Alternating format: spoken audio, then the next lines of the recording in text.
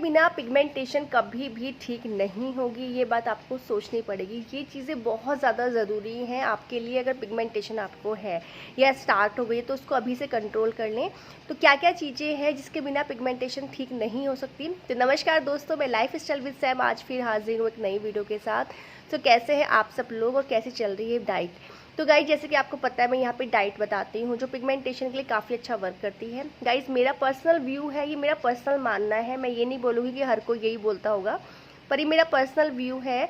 अगर आपकी डाइट अच्छी नहीं है, आपके जीवन में स्ट्रेस बहुत ज़्यादा है, या आपका बहुत लंबे समय तक कोई ट्रीटमेंट चल रहा है, आपके अंदर हार्मोनिकल चेंजेस हैं, कुछ आपको पीरियड्स ठीक से नहीं आते हैं, तो पिगमेंटेशन में आपको भर सकती है। ठीक है, पर कुछ चीज़ें आप ध्यान देकर इन पिगमेंटेशन को कंट्रोल कर सकते हैं, इसको ठीक कर सकते हैं। थोड़ी सी मेहनत है वो आपको ही करनी पड़ेगी और वो बहुत ज़रूरी हो जाती है। तो बात कर लेती हूँ डाइट की। तो गाइज़ मैं यहाँ पे डाइट बताती हूँ। गाइज़ एक अच्छी डाइट आपके पिगमेंटेशन पे बहुत अच्छा वर्क करती है। डाइट गाइज़ एक ऐसी चीज़ है, मैं एक एग्जांपल देके आपको समझाना चाहूँगी। जैसे कि किसी को शुगर की, किसी की फैमिली में प्रॉब्लम है, ठीक है। अब आपको पता है कि आपकी फैमिली में हेरिडिटी शुगर की प्रॉब्लम है, तब भी आप शुगर बहुत ज़्यादा खाते हैं तो उसके बच्चे को भी शुगर हो जाता है। तो ऐसा क्यों होता है, पर अगर आप डाइट कंट्रोल रखेंगे तो कभी भी शुगर नहीं होगा। तो गाइज़ मैं अपने ऑफिस में जब मैं जॉब करती थी तो अपने ऑफिस की बात बताती हूँ। मेरे एक सर थे, तो उनकी जो फैमिली में था उनको बताते थे कि मेरी फैमिली में शुगर, उनकी पूरी फैमिली को था। उनके सर के जो फादर थे, उनके चार भाई थे, मतलब ये चौथे थे, 3 और भाई थे, तीनों भाइयों को शुगर था। तो सर की मेरे को एक बात बड़ा याद आती है, वो बोलते थे कि मैडम मैं जो हूँ मैं बहुत कंट्रोल रखता हूँ और मैं शुगर, वो बिल्कुल फीकी चाय पीते थे। तो मैं उनसे बोलती थी सर आप फीकी चाय कैसे पी लेते हो, क्योंकि उस टाइम स्कूल मतलब आफ्टर MBA हम लोग ने जब ऑफिस ज्वाइन किया तो लगता था उस टाइम तो यंग होते थे, अरे यार फीकी चाय कैसे की पी सकता है। तो मैं उनको बोलती थी सर आप फीकी चाय पीते, तो बोलते थे कि मैडम मेरे घर में मेरे फादर को था, मेरी मदर को था, इवन फादर मदर दोनों को था, प्लस मेरे तीनों भाइयों को शुगर है और वो बहुत परेशान रहते हैं। पर मैंने हमेशा ध्यान दिया अपनी डाइट पे, मैंने शुगर बिल्कुल कम कर रखी। तो मुझे आज तक, मैं हर साल टेस्ट कराता हूँ, मेरा शुगर बिल्कुल नॉर्मल आता है।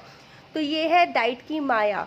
तो गाइज अगर आपको पता है कि आपको बीपी जो है नमक ज़्यादा खाने से बढ़ता है, तो अगर आप नमक नहीं खाएंगे या कम खाएंगे, बहुत कम कर देंगे उसकी क्वांटिटी, तो आपको बीपी होगा ही नहीं। तो कहने का मतलब है, कहना ये चाहती हूँ कि डाइट का डायरेक्ट लिंक आपकी बॉडी से है, आपकी हेल्थ से है।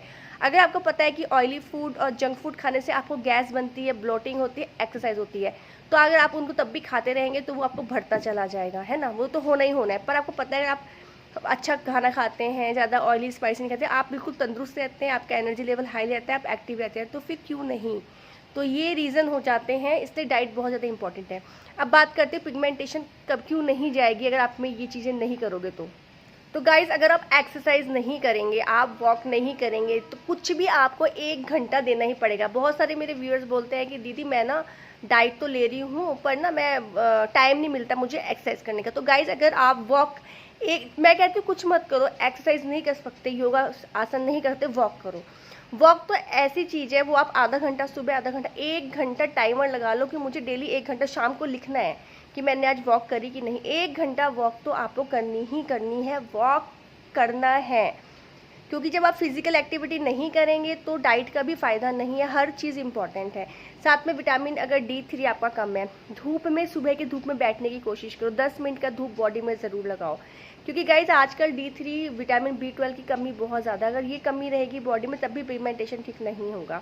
आप गूगल कर सकते हो D3 B12 कितना इंपॉर्टेंट है। जिस लोगों को बहुत लेजीनेस रहती है, उठने का मन नहीं करता, लेटे रहते हैं, टायर्ड लगते हैं, थोड़ा सा काम किया लेट गए, आज यहाँ दर्द, आज यहाँ दर्द, that is called B12 and D3 कमी। तो गाइज ये बहुत कॉमन हो गया है आजकल, बॉडीज़ में लोगों की कमी आने लगी है। तो आपको इन सब चीज़ों पे ध्यान देना है। अब ओमेगा 3 के लिए आप क्या खा सकते हैं, ठीक है, कुछ लोग सप्लीमेंट लेते हैं ताकि वो रिकवरी हो, डॉक्टर्स भी रिकमेंड करते हैं सप्लीमेंट, जैसे कि D3 की टैबलेट्स देते हैं, B12 देते हैं डॉक्टर्स, ओमेगा 3 देते हैं जिन लोगों में बॉडी में कमी पाई जाती है।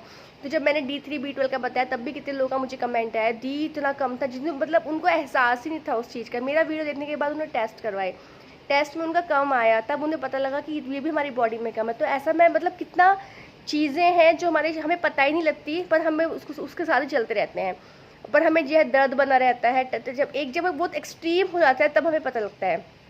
तो इसलिए अगर ये चीज़ें भी कमी रहेगी तो आप बस रूटीन मान लो, आपका पानी का ध्यान रखना है, आपको डेली 1 घंटा वॉक करना ही करना है। कुछ लोग कह रहे हैं दी मेरे को आराम नहीं आ रहा। गाइस, अगर आप डाइट लेना स्टार्ट किया है तो आपको मिनिमम 6 महीने तक तो प्रॉपर डाइट लो। तो देखो मेरा ये मानना है, अगर पिगमेंटेशन जाती है तो डाइट से जाती है। दवाइयाँ क्रीमें यूज़ करना चाहते हो आप कर सकते हो। आप अगर नए हो, फर्स्ट टाइम चैनल पे विजिट कर डॉक्टर के पास जा सकते हो। ऐसा कुछ बाउंडेशन नहीं कि नहीं जाना, वो आपकी चॉइस है ना भाई। मैं किसी को बोल नहीं सकती कि आप मत जाओ, आप जाओ, दिखा के आओ, क्योंकि अपने सेटिस्फैक्शन मोर इम्पॉर्टेंट है।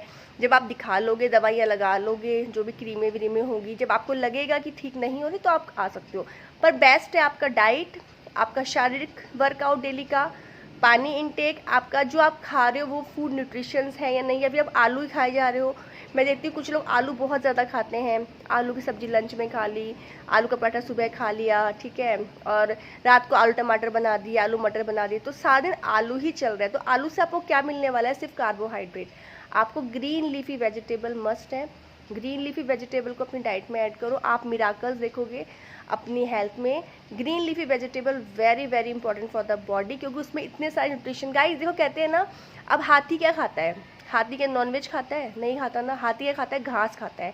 अब वो जो घास उगती है, वो कितना बड़ा शरीर होता है, शुगर केन खाता है, घास खाता है ना। तो क्या तब भी इतनी बड़ी विशाल बॉडी कैसे होती है उसकी, आप सोचो। तो गाइस वो क्या खाता है? हरी घास खाता है, शुगर केन खाता है, जो धरती में उगती है, जिस पे धूप पड़ती है। वो जो घास होता है उसके अंदर सारे न्यूट्रिशंस एब्जॉर्ब हो रहे होते हैं, वो उस घास को खाता है। इतना बड़ा शरीर होता है, देखो आप कितना बड़ा हाथी होता है ना। तो that is the reason.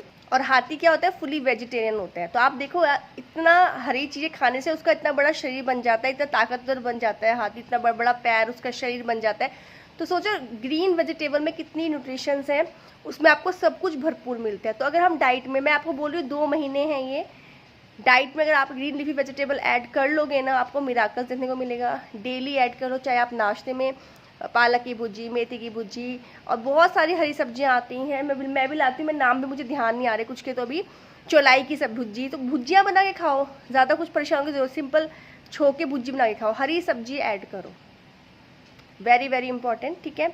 Omega 3 उसके लिए आप लोग सीड्स हैं, ठीक है, सनफ्लावर है, आपका फ्लैक्स सीड्स हैं और चिया सीड्स हैं, जो आपको सूट करता है पर अपनी बॉडी के अकॉर्डिंग। तो गाइज अगर आप इन चीज़ों पे ध्यान नहीं दोगे तो पिगमेंटेशन नहीं जाने वाला है। जो फेस पैक हैं वो सपोर्ट करते हैं, पर वो ऊपर से करते हैं, अंदर से इंटरनल लेवल पे ठीक करना है तो आपको डाइट का फॉलो करना ही पड़ेगा। डाइट के अलावा मेरा जो पर्सनल एक्सपीरियंस रहा है, डाइट के अलावा पिगमेंटेशन को ठीक करना, मुझे नहीं लगता कि 1 या 2% लोग भी ऐसे होंगे जिनको चला गया होगा, या फिर एक बार को चला भी गया होगा, स्किन निकल गई होगी, फिर अगेन आ गया होगा 6 महीने साल भर में, और जो आया होगा वो बहुत भयंकर होगा। मुझे ऐसा लगता है, क्योंकि मेरे कई सारे एक्सपीरियंस मैंने पढ़े, मुझे मैसेज आते हैं कि हमने ये करवाया था स्किन पे, दी इसके बाद हमारी स्किन और ख़राब हो गई, और इन्फेक्टेड हो गई, इवन सेंसिटिव हो गई। अब ऐसी हालत हो गई है क्रीमें यूज़ करके कि अब स्किन पे हम कुछ भी लगाते हैं जलन होती है, फेस पैक भी सूट नहीं कर रहे हैं, इतनी सेंसिटिविटी आ गई। तो ये केमिकल हो कि हमारी स्किन पर ज़्यादा हम कुछ लगाते रहते तो क्या होता है, वो स्टोराइड जो है हमारी स्किन को पतला कर देते हैं, निकलती रहती है, खाल निकलती है, को पता भी नहीं लगता है, स्किन निकलती रहती है, वो इतनी सेंसिटिव हो जाती है कि बाद में आप हल्का सा फेस पैक भी लगा रहे, दही भी सूट नहीं करी लोगों को, तो देखो कितना आपकी स्किन इफेक्टेड हो चुकी है। तो आज के लिए इतना ही, तो आपको इतना ध्यान रखना पड़ेगा, तभी पिगमेंटेशन जाने वाली है। तो मिलेंगे जल्दी नेक्स्ट वीडियो में, बाय।